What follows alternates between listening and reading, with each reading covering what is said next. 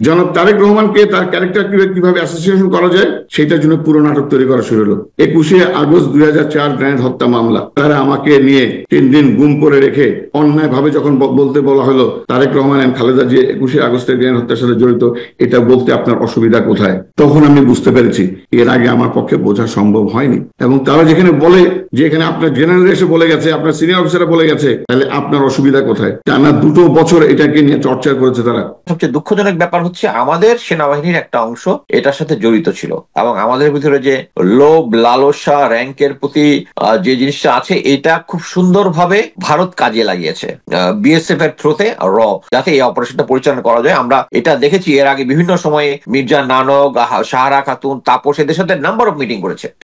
আমি প্রথমে অনুরোধ করছি লেফটেন্যান্ট কর্নেল সৈয়দ মনিরুল ইসলামকে বিডিআর এপিসোডের ইন্টারনাল ঘটনা এবং বর্তমান তদন্ত কমিশনের কাছে ওনার কোনো প্রস্তাব থাকলে সেগুলো নিয়ে বিস্তারিত তুলে ধরার জন্য। জি, সৈয়দ মনিরুল ইসলাম ভাই।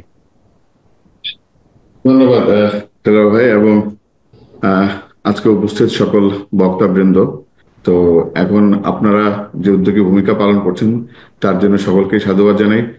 ইলিয়াস ভাই তো একজন যোদ্ধা, মাঠে ময়দানে সবসময় যোদ্ধা। তো কর্নেল মুস্তাফিজ উনি আমার সিনিয়র।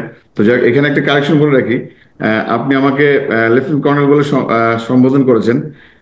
আমি আসলে বেসিক্যালি মেজর বরখাস্ত ছিলাম, পরবর্তীতে সরকারি আবার আমাকে মেজর অবসর করেছে, তো আমি মেজর অ্যাকচুয়ালি।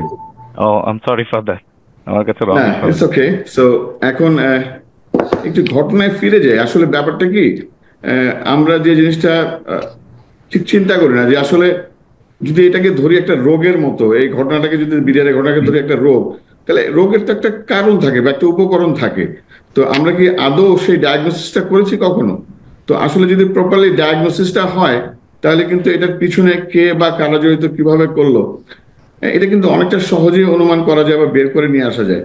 তো যে জিনিসটা ওই সময় আমার পক্ষে বা আমাদের পক্ষে অনুমান করা অনেক ডিফিকাল্ট ছিল, সেটা হয়তো এখন অনেকটাই সহজ এবং মোটামুটি ভাবে স্পষ্টতই পরিষ্কার যদি ঘটনার প্রেক্ষাপটগুলো আমরা অ্যানালাইসিস করি। আপনি ঠান্ডা মাথায় চিন্তা করেন, 2001-এ যে জিনিসটা হলো, তখন পাকিস্তান আমেরিকার রিলেশনশিপ গ্র্যাজুয়ালি খারাপের দিকে যাচ্ছে, আফগানিস্তান খারাপের দিকে যাচ্ছে। ভারতের চিরশত্রু পাকিস্তান, ভারত তখন এটাকে ক্যাপিটালাইজ করলো।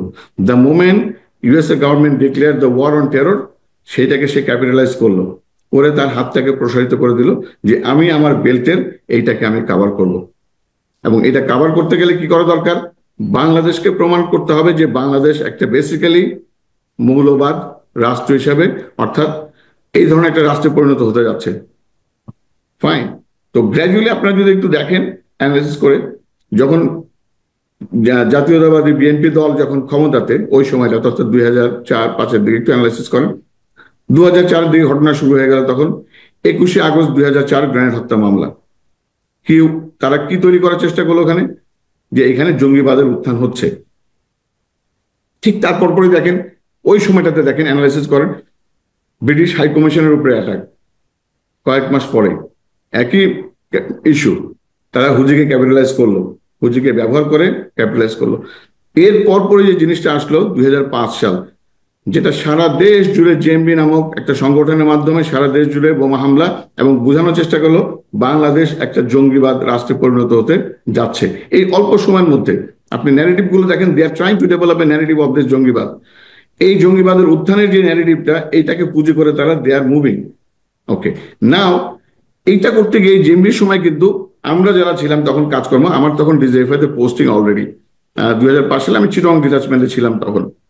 তখন যে জিনিসটা, আমি র্যাব সাথে সিও ছিলেন কর্নেল হাসিন। তো ওখানে জেএমবির যে কমান্ডার ছিল মোহাম্মদ, ও তো মারা যায়, ওর 2টো পায়ে উড়ে গিয়েছিল। তো এর মধ্যে থেকে আমরা জিজ্ঞাসাবাদ করে মোটামুটি ভাবে যেটুকু যা তথ্য উপাত্ত বের করলাম, ওইটাকে অ্যানালাইসিস করার পরে আমাদের মাঝে আর কোনো ধরনের সন্দেহের উদ্বেগ থাকলো না যে এটার সাথে আওয়ামী লীগ সরাসরি জড়িত এবং ভারতের অর্থায়নে এই জিনিসটা কাজ করে যাচ্ছে। সো এগুলো কিন্তু 2005 সালেই আমাদের সংস্থার কাছে চলে আসে।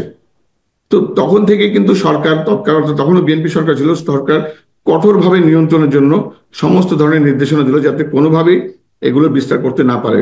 সরকার জানতো এটার পিছনে কে বা কারা কি চেষ্টা করে যাচ্ছে। এইটাকেই ন্যারেটিভ হিসেবে নিয়ে তৈরি করে যখন ছিল তাদের এই যে 2006 সালটা তৈরি হয়ে গেল। এবং আপনারা দেখেন এই 2006 সালের আলটিমেট বেনিফিশিয়ারি কে বা কারা, অর্থাৎ যাদেরকে তারা চাচ্ছে যে লং টার্ম নিয়ে কাজটা করতে হবে, সেটা কিন্তু স্ট্যাবলিশ হয়ে গেল 2008 সালে। অর্থাৎ এই 2008 সালের নির্বাচনের মাধ্যমে তারা তাদের একটা লং টার্ম প্ল্যান তৈরি করে ফেললো। যদি মনে করেন একটা সিরিজ নাটক, তাহলে সেই সিরিজ নাটকের এখন বিভিন্ন এপিসোড গুলো আসবে। তো এই সিরিজ নাটকের তাদেরকে, অর্থাৎ তাদের নাটকের এন্ড রেজাল্টে আসতে গেলে দ্যাট মিনস সম্পূর্ণভাবে তাদের আধিপত্যবাদের বিস্তার এবং সম্পূর্ণভাবে বাংলাদেশকে পরনির্ভরশীল রাষ্ট্র হিসেবে, অর্থাৎ ভারতের প্রতি নির্ভরশীল হিসেবে পরিণত করবার জন্য যা যা করা দরকার, সেইটার জন্য তখন থেকে আসা শুরু হলো ভিশন 2030, ভিশন 2040।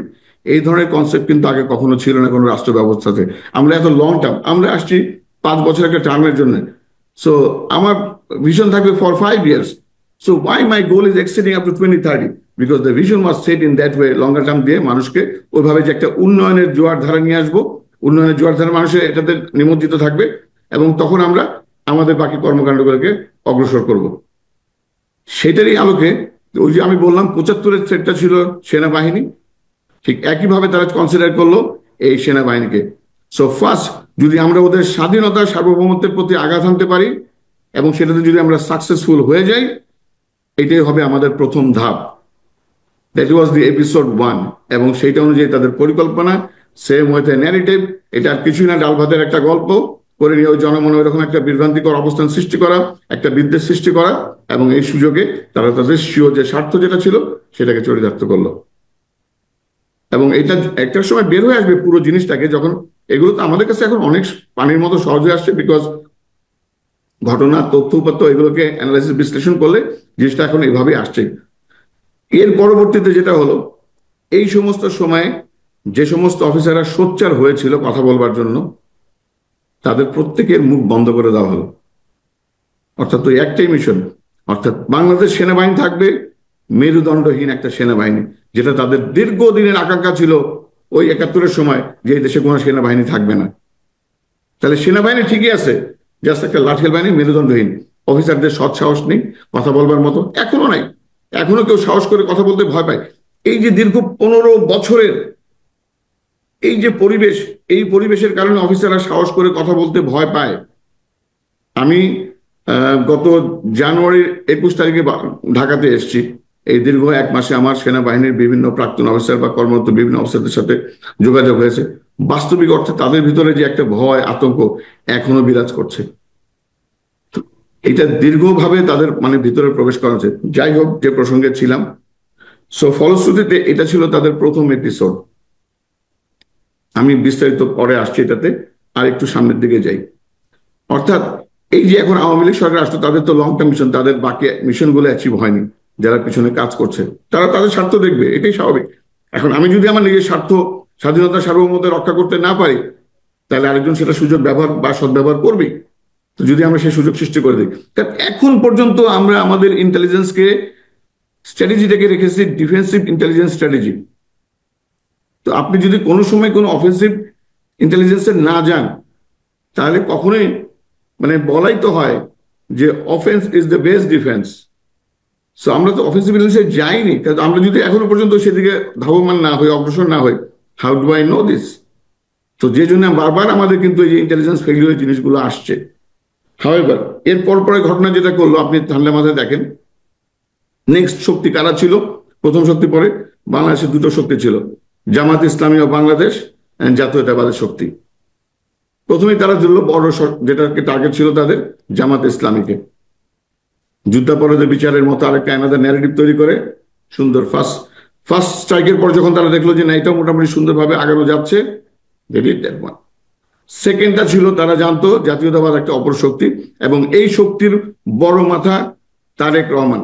সো এই জনাব তারেক রহমানকে, তার ক্যারেক্টার কিভাবে অ্যাসোসিয়েশন করা যায়, সেইটার জন্য পুরো নাটক তৈরি করা শুরু হলো। এবং সেই নাটকের বড় নাটক ছিল যেটা 21শে আগস্ট 2004 গ্রেনেড হত্যা মামলা।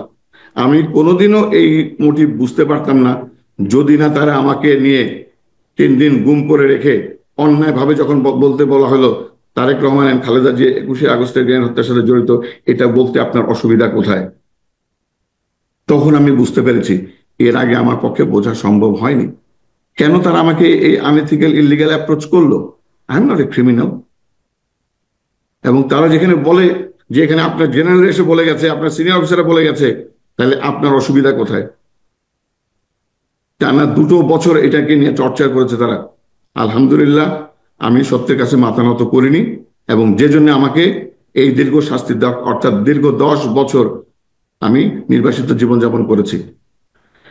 তো এই হচ্ছে গিয়ে বাংলাদেশের বেসিক্যাল প্রেক্ষাপট। এখন যে বিষয়টা উঠে আসছে, যে বিচারের কথা, অর্থাৎ আমরা যদি এখন এই রোগের আসল জিনিসটা ধরতে পারি, এখন সেটার জন্য প্রয়োজনীয় ব্যবস্থা গ্রহণ করা।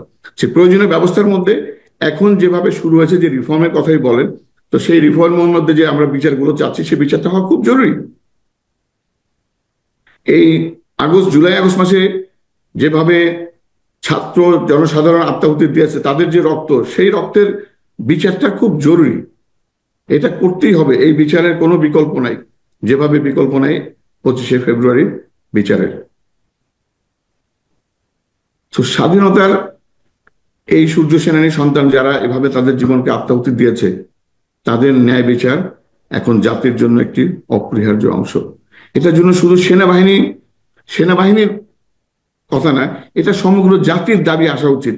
প্রতিটা রাজনৈতিক দল সবাইকে সঠিকভাবে জোরালোভাবে সোচ্চার, এবং তারা এই বিচারের ব্যাপারে কতটুকু সৎ উদ্দেশ্যে তারা চাচ্ছে সেটাও তাদের প্রকাশ করা উচিত, প্রত্যেকটা দলকে তাদের অবস্থান থেকে। যাই হোক, তো এখন আমি একটু ঘটনার প্রেক্ষাপটে যাই, কেন এই অ্যানালিসিস গুলোতে আসলাম। এর মধ্যে আমি যে আগেই বলেছি যে আমি ডিজিএফআইতে জয়েন করেছিলাম 2005 সালে। তো জেএমবির ওখান থেকে আমার শুরু। এর পরবর্তী 2006 সালে যখন চলে আসি, তখন বেসিক্যালি দেখেন ওই ন্যারেটিভ গুলো ছিল। তখন আমার যে ডেস্কটা ডিজিএফআই, আমি কাউন্টার টেররিজম ব্যুরোতে ছিলাম, আমার ডেস্কটা দেখতাম তখন লস্কর তৈয়বা, জয়সে মোহাম্মদ, হিজবুত তাহরির, এই সমস্ত যেগুলো মুভমেন্ট করতো সেগুলোর ব্যাপারে আমাদের কাজকর্ম ছিল, করতাম, কাজগুলো করতাম। হ্যাঁ, এবার 2007-08 পরে ন্যারেটিভের পরে যখন সরকার আসলো, বীরের ওই ঘটনার দিন, ওই দিন কিন্তু আমি উপস্থিত ডিজিএফআইতে। আমাদের স্বাভাবিক নিয়মে সকালবেলা মর্নিং ব্রিফিং হয়, মর্নিং ব্রিফিং এর পরপরই যে যার রুমে কাজে চলে যায়, ডেস্ক অনুযায়ী যার যার যে সমস্ত কাজ থাকে আমরা সেগুলো কাজ করতে চলে যাই। তো প্রাথমিক পর্যায়ে আমার কাছে, আমি একটু সংক্ষিপ্ত ভাবে বলবো জিনিসগুলো, এটা অনেক বড় হয়ে যাবে। যে প্রথমে যখন, অর্থাৎ একটা জিনিস লক্ষণীয় এখানে দেখেন কত দ্রুত অফিসারদের চেঞ্জ হচ্ছিল তখন। এই ডিজিএফআইতে ওই দিনটাতে ইজ এ ডুয়েল কমান্ড, অর্থাৎ মাত্র 10 থেকে 15 দিন আগেই ডাইরেক্টর সিটিআইবি কে ট্রান্সফার করে ওখানে ইনফেন্ট্রি একজন অফিসার ব্রিগেডিয়ার এমাদকে ট্রান্সফার করা হলো 25শে ফেব্রুয়ারি আগে, অ্যারাউন্ড 15 days বিফোর। অর্থাৎ উনি তখন দায়িত্বভার গ্রহণ করছেন নতুন ভাবে।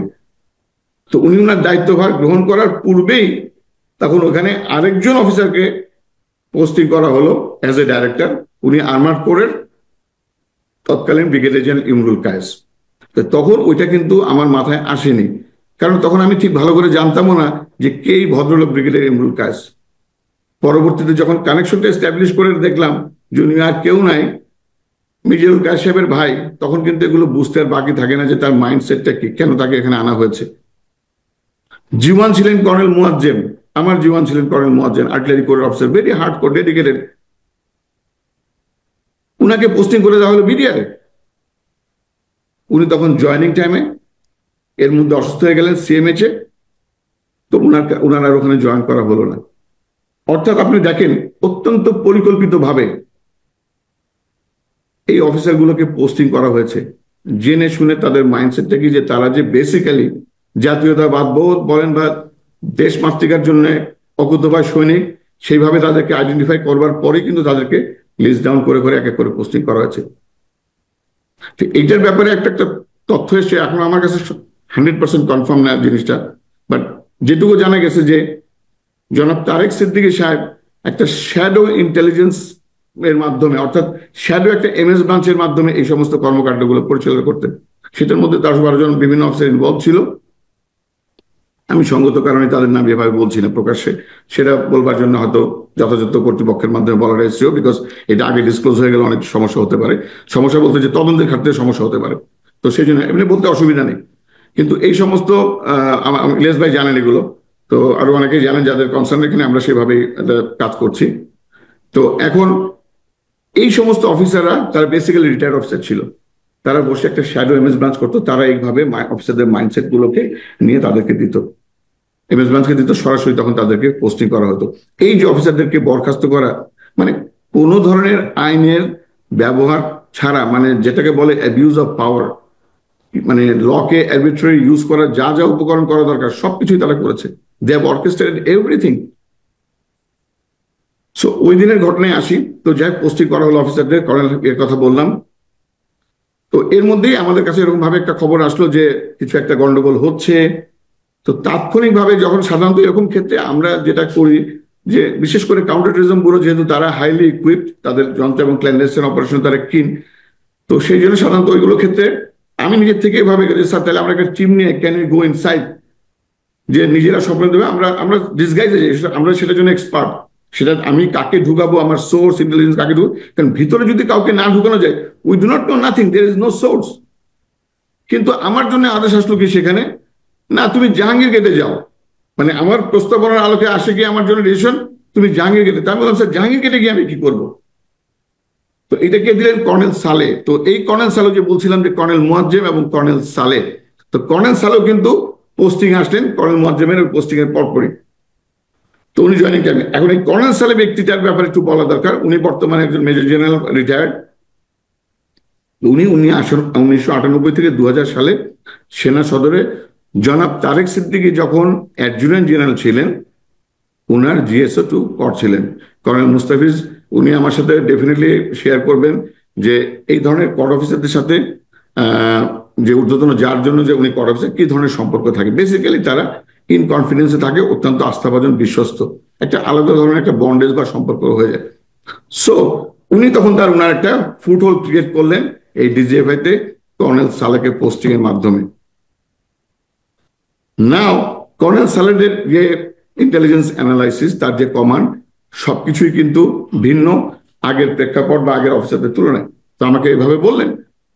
তার কিছুক্ষণ পরে যখন পরিস্থিতি অন্যভাবে আমাকে বলা হলো, আমাকে এবং মেজর মাসুরকে বলা হলো, মেজর মাসুর 25 BMA লং কোর্সের, উনাকে বলো তুমি 14 ইন্ডিপেন্ডেন্ট ইঞ্জিনিয়ার ব্রিগেডে চলে যাও। আমাকে বলা হলো তুমি 46 BA তোমরা সাথে যাবা। তো ওখানে আমার কি কাজ? আমরা যে সমস্ত তথ্য দেবো সেগুলো তথ্য তুমি তাদেরকে প্রোভাইড করবা। মানে এখন বুঝতে পারছি বেসিক্যালি আসলে উদ্দেশ্যটা যেটা ছিল, যেটা আমাকেও বলা হয়নি, যে if 46 brigade commander wants to launch any offensive, at no cost it has to be stopped.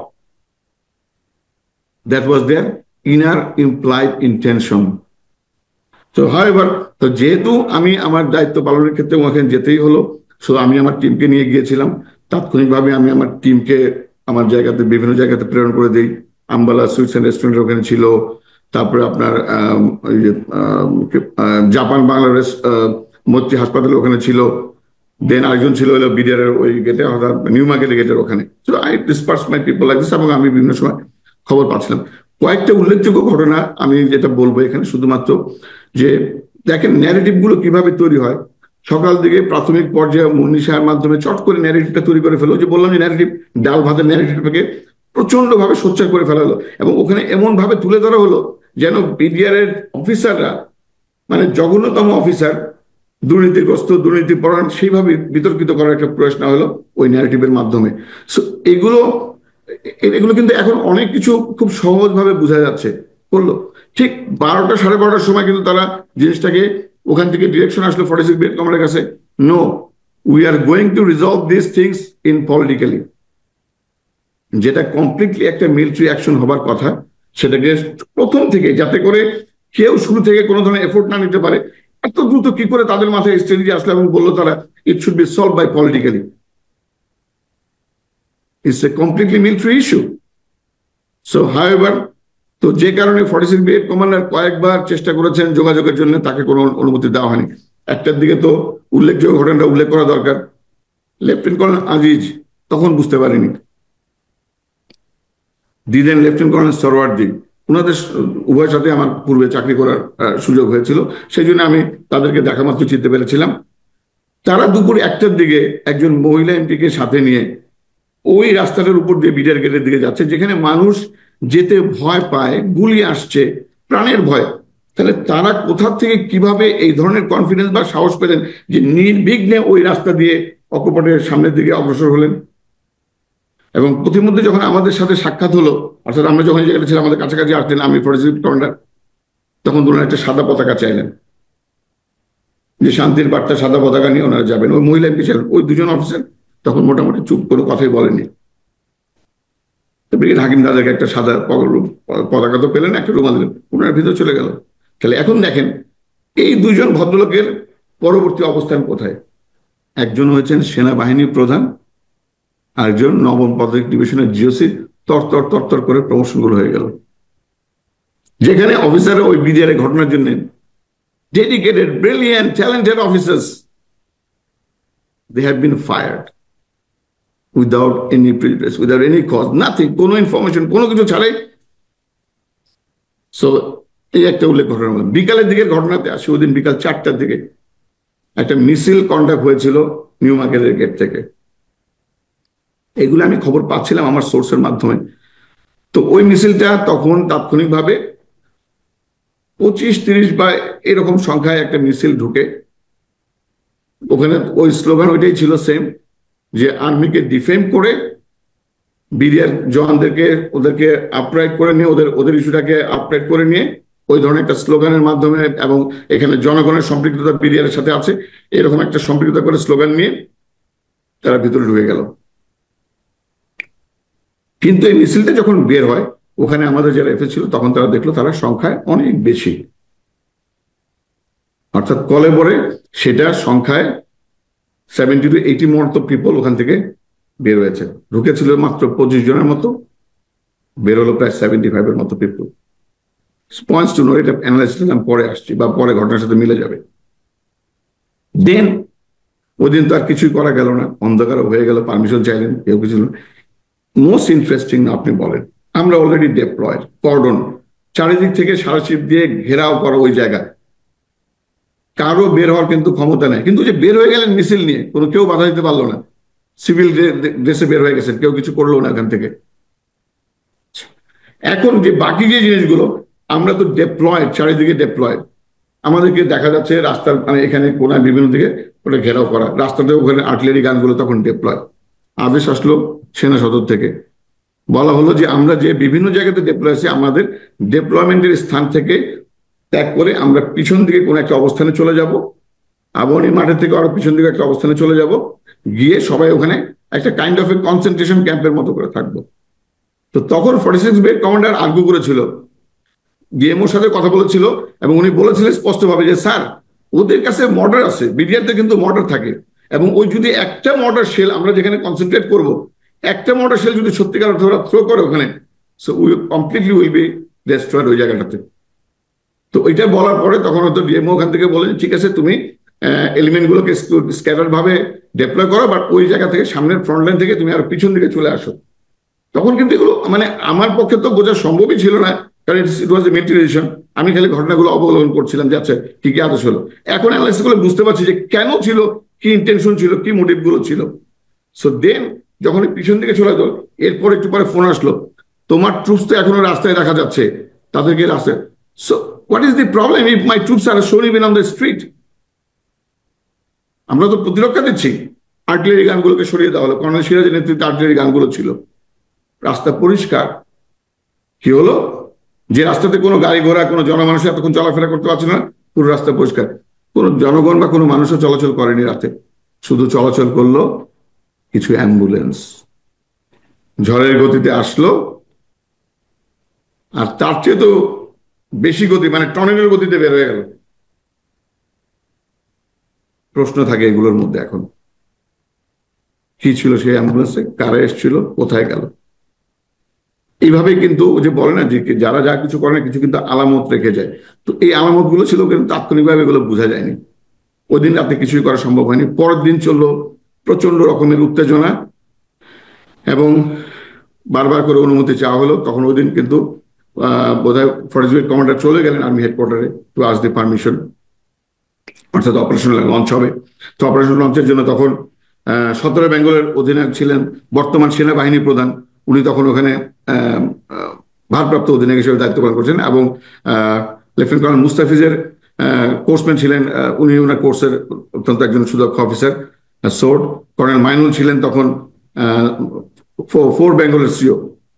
তো যাই হোক, ওনারা মোটামুটি ভাবে অফেন্সিভ লঞ্চ করার জন্য, অর্থাৎ 26 তারিখে অফেন্সিভ লঞ্চ হয়ে যাবে, সেই অফেন্সিভ লঞ্চ করার জন্য পূর্ণ প্রস্তুতি হলো। ওখানে মডেল টডেল করে ওই মাঠে সবকিছু স্কেচ মডেল সবকিছু ফুল প্রিপারেশন, এবং আমরা ওইটাকে বলি এইচ আওয়ার। তো এইচ আওয়ারটা দেওয়া হয়েছিল 3টার সময়, কিন্তু সেই এইচ আওয়ার কয়েকবার করে পিছানো হলো, 3টার পরে 4টা, 4টার পরে 5টা। এখন এইরকম একটা সময় যখন এইচ আওয়ার, মানে যখন আমরা অফেন্সিভ লঞ্চ করতে যাব বা এরকম একটা সিচুয়েশন, তখন যেমন আমার ফোনে পর্যন্ত ফোন এসছে যে সে নিজেকে পরিচয় দিল একজন জুনিয়র কমিশন অফিসারের ছেলে, সে ওইখানে বিডিআর গেটের ভিতরে ওখানে সে অবস্থান করছে, এবং সে আতঙ্কগ্রস্ত এই কারণে যে যদি এই মুহূর্তে সেনাবাহিনীর ভিতরে ঢুকে পড়ে, তো তাহলে সেই ক্ষেত্রে হয়তো সেনাবাহিনীরা তাকে না চিনতে পারে, তাকেও মেরে ফেলতে পারে, অথবা বিডিআর এর ভিতরে যারা রয়ে গেছে তারা তাকে মেরে ফেলতে পারে। এই ধরনের একটা সংখ্যা থেকে সে ফোন করেছে, এবং সে বলতে যাচ্ছে এইটাই যে না, কাউকে ভিতরে পাঠাবেন না, যদি কাউকে ভিতরে আসে, আঙ্কেল কেউ যদি ভিতরে আসে তাহলে এটা আমাদের জন্য ক্ষতি হবে। এটার পর যখন বললাম যে বাবা তুমি এটা নিয়ে কনসার্ন কেন, তোমার তো কনসার্ন হওয়ার কোনো দরকার নেই, তুমি চিন্তা করো না, সামরিক এগুলো বিষয় নিয়ে তোমাকে এত চিন্তা করবারও দরকার নেই। যখনই বলা হলো তখন বলো যে না, এবং আমরা ভিতরে আসছি ইনশাল্লাহ সব কন্ট্রোল। বলো না আঙ্কেল ভিতরে পাঠাবেন না, ভিতরে পাঠালে ভারতীয় সৈনিকরা ঢুকে পড়বে বর্ডার দিয়ে। তখনই আমার মাথায় কুইসে গেল, তুমি কে, তুমি কেন এই কথাগুলো বলছো? পরে বুঝতে পারলাম, দেখেন, কারণ আমার এই নাম্বারটা বিশ্বের মানে আরো অন্যান্য ইন্টেলিজেন্স এজেন্সির কাছে ছিল, বিকজ এটা মেনটেন হতো ওদের সাথে কোঅপারেশন করবার জন্য। So this is how they have conveyed the message. তারা জানে, এবং তারা এটাও বুঝতে পেরেছে যে এখানে আমার অবস্থান এখানে থাকবে, তাই ট্র্যাক করেছে সবকিছু। সো এই যে এই ঘটনাগুলোকে যখন আপনার অ্যানালাইসিস করবেন, এরপরে একটা মানে অধীনত কিছু হলো না আলটিমেটলি। পরের দিন সকালে যখন আমরা এপিসি গান নিয়ে প্রবেশ করলাম, যেহেতু ওদের ভিতরে ট্যাঙ্ক ট্যাঙ্ক ছিল ওখানে, তো সুতরাং এপিসি গান নিয়ে যখন আমরা প্রবেশ করলাম, ওটার জন্য যখন তারেক সিদ্দিকী সাহেব কঠিন ভাবে ভর্ৎসনা করেন ব্রিগেডিয়ার হাকিমকে, তুমি কেন এপিসি নিয়ে প্রবেশ করলে এখানে। সো তাৎক্ষণিকভাবে আমি বুঝতে পারিনি যে উনার এই রাগের কারণ, আজ পর্যন্ত আমি বুঝতে পারিনি যে এটা কি কারণে উনি এত রাগ করলেন এয়ারফোর্স নিয়ে। মানে তার কথা আমার ধারণা যে এটা একটা সার্চ এন্ড রেস্কিউ অপারেশন, তুমি কেন এখন এত লোক নিয়ে ঢুকলাম। তো দেখেন সার্চ এন্ড রেস্কিউ, বাকিগুলো আসলে বলাটা আমার জন্য খুব কষ্টকর। জেনারেল শাকিলের বাসার দৃশ্যগুলো আমি মনে করতে চাই না। আর এরপরে যে দুপুর থেকে নিয়ে যে লাশগুলো উদ্ধার হলো, একটা একটা করে লাশ, আমি যদি আমার নোট বইটা খুঁজে পাই, ওই প্রত্যেকটা নোট বইতে কোন লাশের পরে কোন লাশ পড়েছিল আমি ছোট্ট একটা নোট বই লিখে রেখেছিলাম। তো এটা মানে, এবং সেই দৃশ্যগুলো বর্ণনা করার মতো না।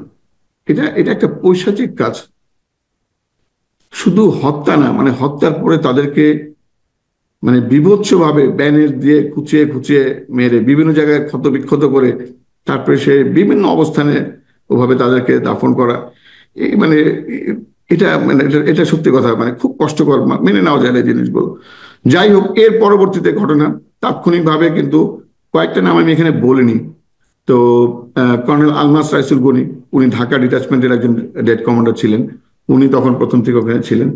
আর দুপুর, এখানে একটা জিনিস বোধহয় আমি বলতে ভুলে গেলাম, সেখানে দুপুর 1টার দিকে কিন্তু ওই যে যখন ওরা চলে যাবে তার আগে জাহাঙ্গীর কবির নানক, মির্জা আজম, তাপস, এরা সবাই এসেছিল ওই আম্বালাতে, এবং ওখানে আমাদের একজন অফিসার ডিজিএফ অফিসার ছিলেন ব্রিগেডিয়ার মামুন খালেদ, দিদেন মামুন খালেদ, তো উনিও এখানে উপস্থিত ছিলেন। তো মানে এখন মামুন খালেদ যে অত্যন্ত কন্ট্রোভার্সিয়াল ম্যান, উনি বিতর্কিত, তো সেটা এখন আমরা বুঝতে পারছি তার ওই রোলটা ওই সময় কি হতে পারে। তো আলমাস রাইসুল গনি, যার কথা বলছিলাম, ঢাকা ডিটাচমেন্ট ডেড কমান্ডার, উনি কিন্তু এই বিডিআর ঘটনার পরপরই মানে উনার ডেটের তত্ত্বাবধানে আমাদের এই ধরনের অফিসারদেরকে, যারা আমরা ছিলাম প্র্যাকটিক্যালি ফিল্ডে, ওই যে কর্নেল মুয়াজ্জেমের কথা বললাম, তাদেরকে নিয়ে উনি উনার নিজস্ব উদ্যোগে নিজ উদ্যোগে একটা টিম গঠন করে ওইটার একটা ইনভেস্টিগেশন করছিলেন, যাতে করে এটার আসল জিনিসটা বের হয়ে আসে এবং এইটার একটা সুরাহার দিকে যেতে পারে একটা রিকমেন্ডেশন। তো উনি এর ব্যাপারে একটা চিঠি লিখেছিলেন। তো ওইগুলো থেকেই মোটামুটি ভাবে আমরা ইন্ডিকেশন পাচ্ছিলাম যে আসলে এটার পিছনে কারা ছিল। এটা কিন্তু প্রথম 3-4 দিনের মধ্যেই আমরা মোটামুটি ভাবে একটা ইনিশিয়াল অ্যানালাইসিস পেয়েছিলাম। একটু সরি ইন্টারাপ্ট করার জন্য, আমাদের দর্শকদের একটু শর্ট করতে হবে। জি জি, কিছু প্রশ্ন আছে, অনেক উৎসাহিত দর্শকদের প্রশ্ন আছে, তো আমরা কিছু প্রশ্নও নিব, এই জন্য যদি আপনি একটু সংক্ষিপ্ত করেন। জি জি, আচ্ছা। তো আমি মোটামুটি শেষ পর্যায়ে তো আমি দিচ্ছি এই কারণে যাতে জাতি পুরো জিনিসটা জানতে পারে এবং তারা সুন্দরভাবে এটাকে মানে পর্যালোচনা করতে পারে এবং এটা ভেরি ইম্পর্টেন্ট। সম্ভাব্য প্রতিকারের কি পথ সেটা যেন জাতি নিরূপণ করতে পারে। রাইট। আচ্ছা, তো এখন ওই পর্যায়ে এরপরে যে জিনিসটা হলো, তো আমাকে এর মধ্যে 3 দিন পরে এফএস আমাদের ফোর্সেস সিগন্যাল ইন্টেলিজেন্স ব্যুরো থেকে এই তথ্যটা আসলো, একজনকে পিক করতে হবে। ওকে, তো পিক করতে হবে, ফাইন, আমরা সেভাবে গেলাম, তাকে ট্র্যাক করা হলো। তাকে সম্ভবত 28 তারিখ হবে বোধ হয়, এটা 28 তারিখ কি 29 তারিখ, আমার এক্স্যাক্টলি ডেটটা মনে নেই। তো বিদায় ঘটনা 3 দিন পরে এরকম হবে। তো ওই ছেলেটাকে পিক করলাম দুপুরবেলা 1টা-1:30টার দিকে হাজারীবাগের একটা বাসা থেকে। 3 তলার উপরে ছিল, ছেলেটাকে দুপুরে ভাত খাচ্ছিল, 25 বছরের মতো হবে, 22-25 বছর একটা ছেলে, ছোটখাটো। পিক করে নিয়ে আসলাম। তোকে যখন পিক করে গাড়িতে করে নিয়ে আসছি, তো তখন তাৎক্ষণিকভাবে আমার ওই কর্নেল মোয়াজ্জেমও আমাকে জানতো যে এই অপারেশনটার কথা। তো উনি তখন আমাকে বলেছিল যে তুমি একে নিয়ে সরাসরি জিআইসিতে, মানে যেটা মানে এখন যারা সবাই আয়নাঘর বলে, সেই জয়েন্ট ইন্টারোগেশন সেলে নিয়ে যাওয়ার জন্য।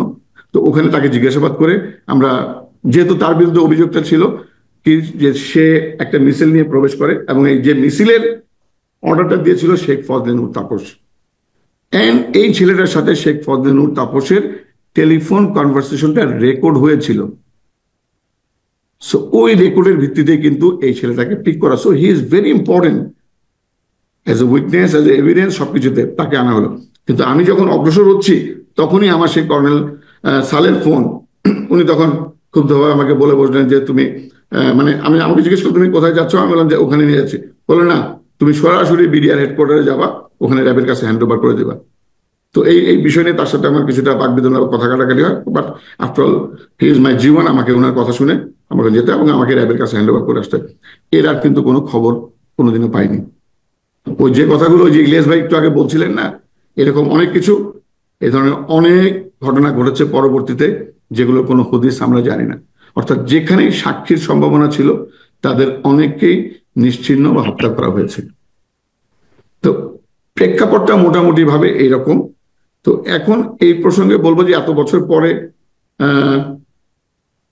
নতুন করে একটা কমিশন ফর্ম হলো এবং কমিশনের সাথে আমার কথা হয়েছে। এখানে কমিশন থেকে জানতে পারলাম কমিশনের ব্রিগেডিয়ার জেনারেল হাকিমও এসেছিলেন, উনি ওনার বক্তব্য দিয়েছেন, কর্নেল আলমাস রাইসুল গনি এসেছিলেন এবং এই পর্যন্ত প্রায় 47 জনের কাছ থেকে তারা সাক্ষ্য গ্রহণ করেছেন এবং তারা মোটামুটি ভাবে বেশ ডেডিকেটেডলি কাজ করে যাচ্ছে। তো দেখা যাক কতটুকু তারা মানে পথ। এই প্রসঙ্গে প্রাসঙ্গিকভাবে একটা কোয়েশ্চেন ছিল একজন দর্শকের, যে how confident you are that major general Fazlur Rahman will be able to deliver. আপনার কি মনে হয়? দেখেন, এখন কোনো না কোনো সময় তো মানুষের প্রতি মানুষের একটু আস্থা রাখতে হয়। এই মুহূর্তে আমি তাকে সরাসরি কথাবার্তা বলে বা ওই ধরনের সেশনে যেটা দেখলাম, ওনাদের কিন্তু পুরো আমার সেশনটার কথা যদি বলি, ইট ওয়াজ মোর দেন লাইক 2.5 hours সেশন। পুঙ্খানুপুঙ্খানুভাবে তারা জানতে চাইলেন এবং কিছু কিছু নাম যখন চলে আসার পর তখন তাৎক্ষণিকভাবে উনি নির্দেশ প্রদান করলেন, তাহলে এদেরকে এয়ারপোর্ট ক্লোজ করো, দে শুড নট লিভ, তাহলে এদের ব্যাপারে ফার্দার ইনভেস্টিগেশন করো, এমএস ব্রাঞ্চের কাছে তুমি ফার্দার এগুলো চাও। উনি কিন্তু ইনস্ট্যান্টলি ওখানে বসে, মানে আপনি পজিটিভ ইন্ডিকেশন দেখছেন আর কি। আমি অন্তত পক্ষে আমারটার ক্ষেত্রে আমার এখন উনি অন্যদের ক্ষেত্রে কিরকম আচরণ বা ওনার চিন্তা ভাবনাটা কি, বাট আমি কিন্তু পজিটিভ দেখলাম ওই দিন, ওই বোর্ডে, ওই মুহূর্তে। তবে বোর্ডে আমার মনে হয় একটা জিনিস তারা করতে পারতেন, তাদের রেকর্ডিং ডিভাইসটাকে, একটা মোবাইল ফোনের মাধ্যমে এই জিনিসটা রেকর্ডিং ডিভাইসটা আমার কাছে কেন যেন মানে ব্যাপারটা মানে শক্তিশালী মনে হয়। এরকম একটা so sensitive, so vital investigation, কারণ এইটার সাথে বাংলাদেশের স্বাধীনতা এবং সার্বভৌমত্ব জড়িত। এই বিচার হওয়া মানে বাংলাদেশের স্বাধীনতা এবং সার্বভৌমত্বকে শক্তিশালী ভিতে দাঁড়া করানো, বাংলাদেশের পতাকাকে পথ করে উঠতে দেওয়ার সুযোগ করে দেওয়া, এটা মনে রাখতে হবে। নিঃসন্দেহে। যেহেতু আমাদের একটু সময় সংকীর্ণতা, আরেকটা প্রশ্ন এক বাক্যে নিব আপনার থেকে। একজন দর্শক প্রশ্ন করেছেন যে, do you see any link between Sajeeb Wazed Joy's article about Bangladesh army and BDR and BSF clash in April 2001 for our BDR massacre? এই আর্টিকেলটা যারা পড়েছে, জি, এটা পড়বার পরে আমার মনে হয় এই বিষয়ে আর কোনো সন্দেহের অবকাশ থাকার কথা না। ধন্যবাদ। অত্যন্ত চমৎকার আলোচনা, আমরা আসলে মুগ্ধ হয়ে শুনছিলাম এবং আপনি আপনার সামগ্রিক যে অভিজ্ঞতা আপনার সামরিক বাহিনীতে এবং বর্তমান পর্যন্ত খুব সুন্দরভাবে তুলে ধরেছেন, এবং এই বর্ণনা শুনলে বোঝা যায় যে কতটুকু মেটিকুলাসলি ডিজাইনড একটা প্ল্যান এখানে ছিল। এবং এটা আসলে আপনি যেভাবে বলছেন যে আমাদের দেশের স্বাধীনতা সার্বভৌমত্বের প্রতি আঘাত, এবং এই বিচারটা না করতে পারা মানে আসলে আমরা স্বাধীনতা সার্বভৌমত্বকে শক্ত ভিত্তির উপর দাঁড় করাতে পারছি না। যেহেতু আমরা অনেক সময় ইতিমধ্যে নিয়েছি, আপনি যদি 15 মিনিট, আমরা খুব সরি যে আসলে কম সময় বলতে হচ্ছে, বাট আমরা অনেক কিছু যেহেতু অলরেডি শুনেছি যেগুলো কাভার হয়ে গেছে, ওগুলো যদি আমরা কাভার না করে অন্য দিকগুলো আপনি আলোকপাত করেন তাহলে খুবই চমৎকার হবে। আমরা এই পর্যায়ে অনুরোধ করছি লেফটেন্যান্ট কর্নেল মুস্তাফিজুর রহমান ভাইকে। জি, দ্য ফ্লোর ইজ ইয়োর্স। আসসালামু আলাইকুম। প্রথমে আমি আপনাদের ধন্যবাদ জানাচ্ছি human rights development for Bangladesh আমাকে এখানে আমন্ত্রণ জানার জন্য, এবং আপনারা প্রতি বছরই আমাকে ডাকেন। মেজর মুনির, অ্যাকচুয়ালি আমি এটা নিয়ে যে 5 পর্বে ফেসবুকে লিখেছি, এর অনেক তথ্য আমি অ্যাকচুয়ালি মেজর মুনিরের কাছ থেকে নিয়েছিলাম, যেগুলো উনি নিজে এখানে বলেছেন। সো আমি আর ওই ব্যাকগ্রাউন্ড অ্যানালাইসিসে যাব না। আমি স্ট্রেট বলবো যে এই অপারেশনটা যে করা হয়েছিল, এটা অবশ্যই আওয়ামী এবং ভারতের একটা জয়েন্ট অপারেশন, এবং এটার কারণ মেইন ছিল হচ্ছে বাংলাদেশ সেনাবাহিনীকে দুর্বল করা। এবং বাংলাদেশ সেনাবাহিনী, আপনাদেরকে এইটুকু বলতে পারি, আমি 28 বছর চাকরি করেছি, যে আমার যে এক্সপিরিয়েন্স, আমি ইউএন মিশনে আন্তর্জাতিকভাবে যতগুলা ওয়েস্টার্ন আর্মি থেকে শুরু করে আফ্রিকান আর্মি, ইউরোপিয়ান আর্মির সাথে আমি কাজ করেছি, এবং আমি আপনাদেরকে গ্যারান্টি দিয়ে বলতে পারি যে Bangladesh army is one of the finest army in the world. ছিল, আমি আবার ছিল কথাটা যোগ করবো, কারণ এই স্ট্রং একটা আর্মিকে দুর্বল করার জন্যই অ্যাকচুয়ালি এই 25 ফেব্রুয়ারি ঘটনাটা ঘটা হয়েছে। আপনারা যদি যেটা অলরেডি মুনির বলেছে যে 2001 সালে পদুয়া রইমারির তিন দিন তিনটা যুদ্ধ টাইপই হয়েছে, এবং এতে বিএসএফ এর অনেক লোকজন মারা গেছে, এবং আমরা পিওরলি ডমিনেটিং। এটার কারণটা হচ্ছে বিকজ অফ মিলিটারি অফিসার্স, মানে বিডিআর এর সৈনিক যারা আছে তাদেরকে কমান্ড করে হচ্ছে মিলিটারি অফিসার। এবং এটা সহ পরবর্তীতে আমরা এই 25 ফেব্রুয়ারি থেকে শুরু করে এই আওয়ামী লীগের শাসন আমলে গত 16 বছর আমরা যেখানে দেখেছি, তারা একসাথে একটার পর একটা বিভিন্ন ঘটনা ঘটিয়েছে শুধু আর্মিকে দুর্বল করার জন্য। অপারেশন ডাল ভাত এটা কোনো একটা ইয়াই ছিল না, কাহিনী ছিল না, এটা মুনির অলরেডি ডিটেলস এই জিনিসটা বলেছে। এখন আমাদের কি করা উচিত, আমি আর ব্যাকগ্রাউন্ড নিয়ে বলবো না, মুনির অলরেডি ডিটেলস সবকিছু বলেছে। এখানে যে কার্ল সিভওয়াকের সাথে যে জয়ের যে ইয়াটা, এটাই কিন্তু জাস্ট মাসখানেক আগেই প্রকাশ পেয়েছিল। তারপরে আবার আমাদের অলিউর রহমান একজন রাষ্ট্রদূত ছিল, সে আবার এটা ইনক্লুড করেছিল যে বাংলাদেশ আর্মির বোধহয় কত পার্সেন্ট বলেছিল যে মৌলবাদী, where is information was wrong, because সে যাদেরকে বলেছে এটা কাউমি মাদ্রাসার সার্টিফিকেট দিয়ে সেনাবাহিনীতে ঢোকা যায় না। সো এটা কিন্তু রং ছিল ইনফরমেশনটা।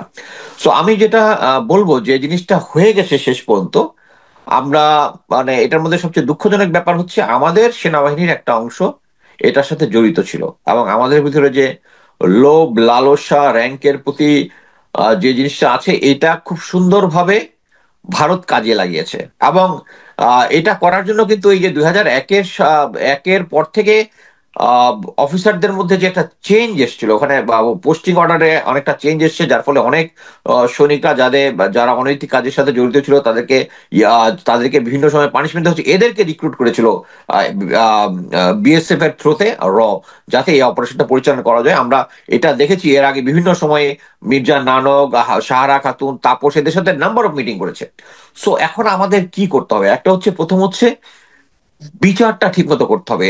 গালিব ভাই যেটা বললেন যে ইনসাফ, এটা এনশিওর করতে হবে। ইনসাফ করার জন্য যেটা হবে, আমি ইলিয়াস হোসেন ভাইয়ের সাথে একমত যে ওখানে